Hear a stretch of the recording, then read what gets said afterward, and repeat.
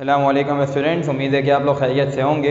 जैसा कि आप लोग जानते हैं कि हमने लास्ट लेक्चर जो लेक्चर नंबर 6 किया था, चैप्टर नंबर 6 का, उसमें हम लोगों ने न्यूमेरिकल्स किए थे। 6.5 किया था, ठीक है, और 6.4 किया था। सही है बच्चों, आज का जो हमारा टॉपिक होगा उसमें हम 6.6 करेंगे और 6.6 से रिलेटेड दो सवाल हमारे पास हैं, वो हम देखेंगे। उसके बाद 6.9 करके चैप्टर अपना ख़त्म कर देंगे, ठीक है। सही है, तो आज स्टार्ट लेते हैं बेटा 6.6 का।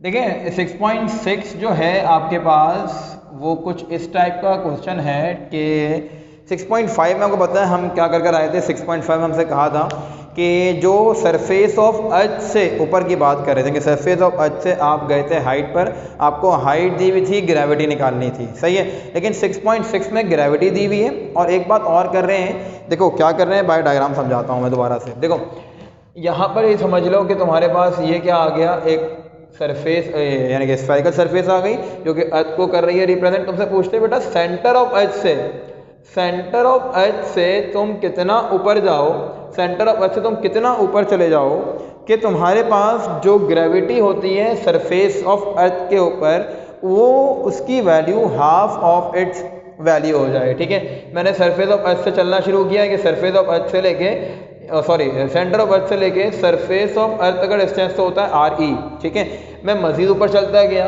मैं मजीद ऊपर चलता गया, तो मैं जो अब डिस्टेंस कवर कर रहा हूँ सरफेस ऑफ अर्थ के बाद, वो क्या हो रहा है, H हो रहा है। ठीक है, तो मुझे बताना ये है कि जो टोटल डिस्टेंस होगा यहाँ से लेके यहाँ तक का, जो कि क्या होगा, RE प्लस H होगा। ठीक है, ये डिस्टेंस कितना होगा कि इस डिस्टेंस के ऊपर जो ग्रेविटी की वैल्यू है, ठीक है, ग्रेविटी एट हाइट की जो वैल्यू है वो 1/2 ऑफ ग्रेविटी ऑफ अर्थ हो जाए, यानी कि हाफ ऑफ इट्स वैल्यू हो जाए। समझ आ रही है बच्चों वाली बात आपने? हो गया, ठीक है। पहला सवाल तो ये है आपके पास, ठीक है भाई। अच्छा जी, तो आइए शुरू करते हैं अपना क्वेश्चन। तो एक चीज़ सिर्फ दी हुई है, वो क्या है कि ग्रेविटी दी हुई है कितनी, हाफ ऑफ इट्स वैल्यू। तो आपसे कहते हैं according to the given condition the value is GH is equals to 1/2 GE। ये दे दिया तुम्हें, ठीक है। अब देखो कैसे फाइंड आउट करोगे distance. Distance from the centre of अर्थ चाहिए यहाँ पे, कि तुम सेंटर ऑफ अर्थ से कितना ऊपर गए तो ग्रेविटी की वैल्यू हाइट पर, वो ग्रेविटी की वैल्यू सरफेस पर होती है, उसकी हाफ हो जाए। सही है, तो आओ फाइंड आउट करें। देखो भाई, हमें चाहिए है distance from the centre of earth, distance from the centre of अर्थ चाहिए हमें। तो हम क्या लिखेंगे, यहाँ पे लिखेंगे distance from centre of earth, distance from centre of अर्थ, जिसको हम किससे करते हैं रिप्रेजेंट, RE प्लस H से करते हैं बच्चों हम रिप्रेजेंट उसको। तो कोई ऐसी मुश्किल बात नहीं है, सवाल पेपर में ऐसे भी आते रहे हैं और आ भी सकते हैं, इसलिए करवाए भी जा रहे हैं।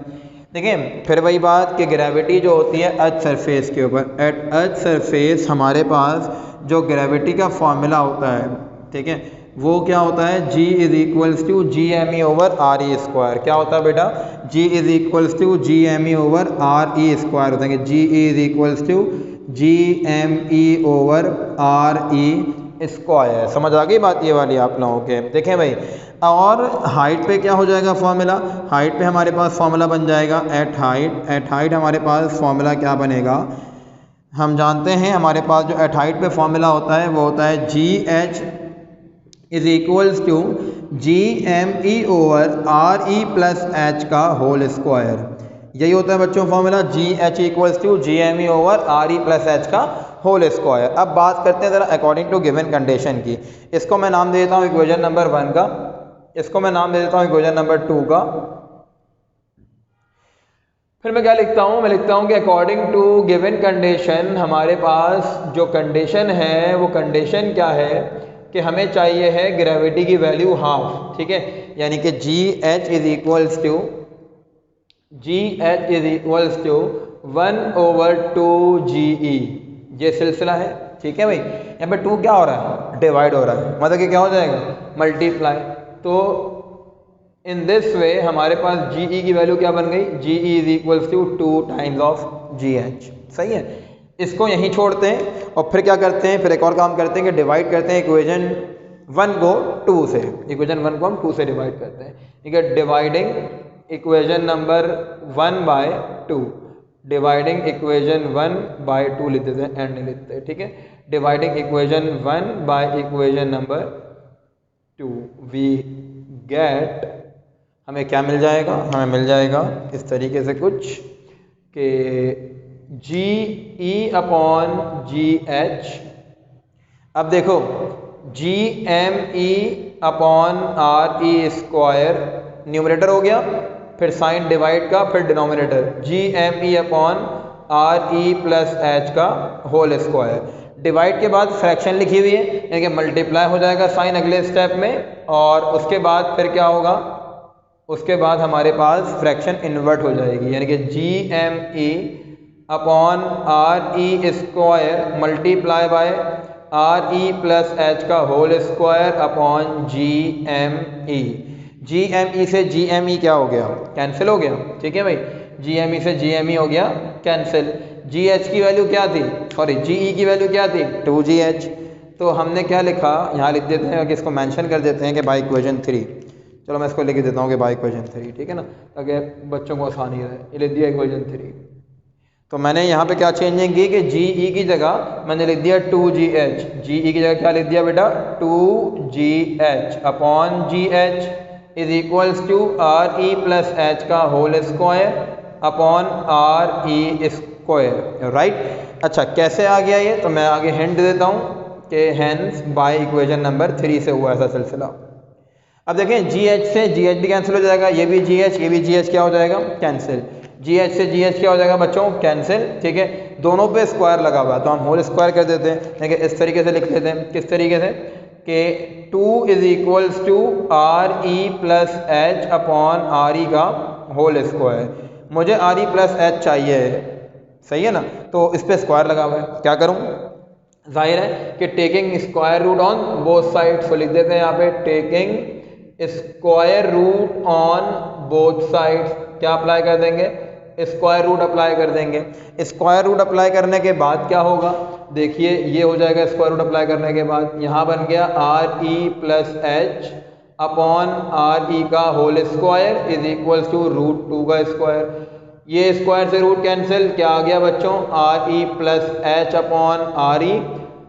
√2 की वैल्यू होती है 1.41। आर ई क्या हो रहा है, यहाँ पे डिवाइड हो रहा है, R E plus H is equals to 1.41 times of R E. यानी कि तुम जमीन के रेडियस के 1.41 टाइम्स ऊपर चले जाओगे ना, ठीक है।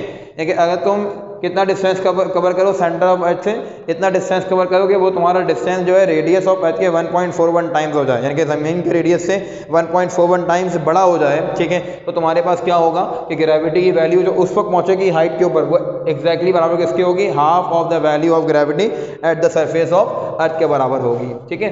तो ये तो आ गया आपके पास आंसर। और इस चीज़ को आप ऐसे भी लिख सकते हैं, किस तरीके से बच्चों, इस तरीके से भी लिख सकते हैं कि distance of earth, distance from the centre of earth, मैं लिख रहा हूँ वर्डिंग में भी कि distance from centre of earth is equals to what, 1.41 times of radius of earth, 1.41 times of radius of earth. ये भी आपके पास इस तरीके से भी आंसर हो सकता है, ठीक है। तो ये भी ज़रा देख लीजिएगा बच्चों। ये तो हो गया आपका बुक का सवाल, लेकिन इसके जैसे मेरे पास 2 सवाल मौजूद हैं, और तो मैं वो आप लोगों को होमवर्क देने लगा हूँ, बिल्कुल ऐसे ही होंगे, ठीक है। फ़र्क क्या आएगा अभी बता देते हैं आप लोगों को। देखें एक सवाल तो मेरे पास मौजूद है जिसमें कह रहे हैं कि जो यहाँ पर आपके पास GH की वैल्यू थी वो क्या थी, 1/2 टाइम्स ऑफ GE थी। जो पास पेपर में सवाल आया हुआ है बच्चों, वो इस तरीके से आया हुआ है कि एक सवाल आया है कि ये बताओ कि अगर, होमवर्क बना रहा हूँ यहाँ पे, ठीक है ना, ये आप लोग खुद करेंगे और इंशाल्लाह आपसे हो भी जाएगा। नहीं होता है भाई तो स्क्रीनशॉट लेना और मुझे पिक्चर दे देना व्हाट्सएप पर, मैं बता दूंगा फिर, लेकिन ये ना हो कि ट्राई ही ना करो, ट्राई तो करो एटलीस्ट, ठीक है।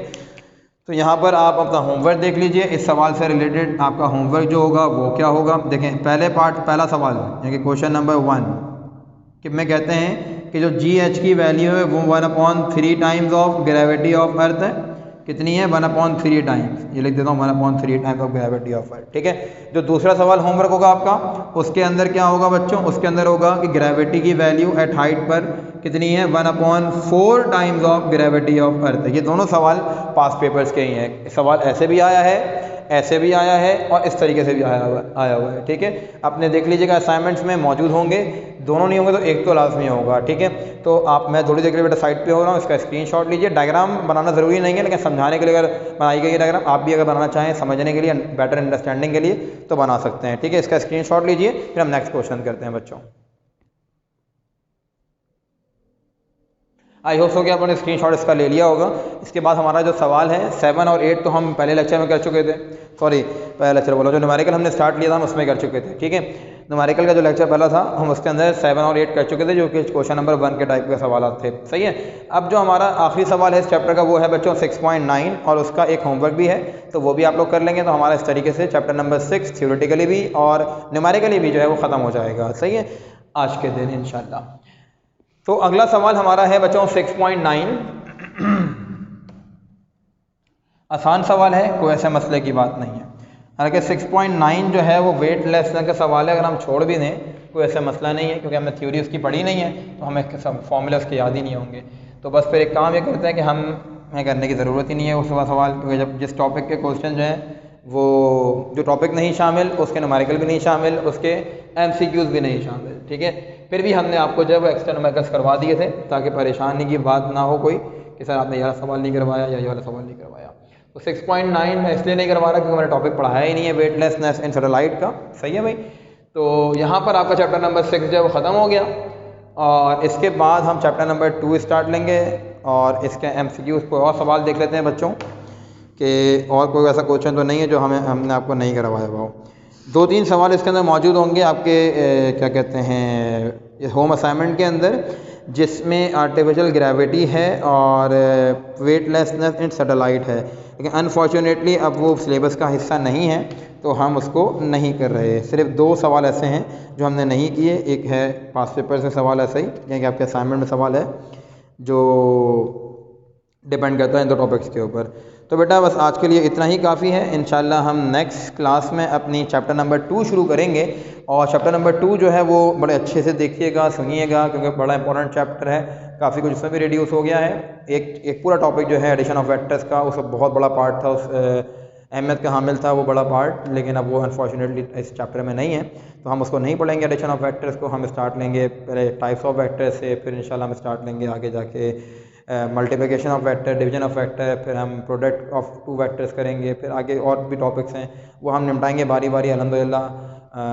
चैप्टर नंबर 6 हमारा कंप्लीट हो गया 7 लेक्चर्स के अंदर। तो बेटा अच्छे से इसको याद भी कीजिएगा, प्रैक्टिस भी कीजिएगा। न्यूमेरिकल्स वगैरह की कोई बात नहीं समझ में आ रही हो तो आप लोगों को फ्री हैंड है, आप लोग पूछ सकते हैं व्हाट्सएप ग्रुप पर। कैंपस आना चाहें, अगर व्हाट्सएप ग्रुप में ना मौजूद हो, ना समझ में आए तो आप अपने कोऑर्डिनेटर से या जो आपके यूँ समझ लिए फोकल पर्सन हैं उनसे कांटेक्ट करके कब टीचर्स की अवेलेबिलिटी होगी उस लिहाज से आप सेंटर आ जाएँ, कैंपस आ जाएँ।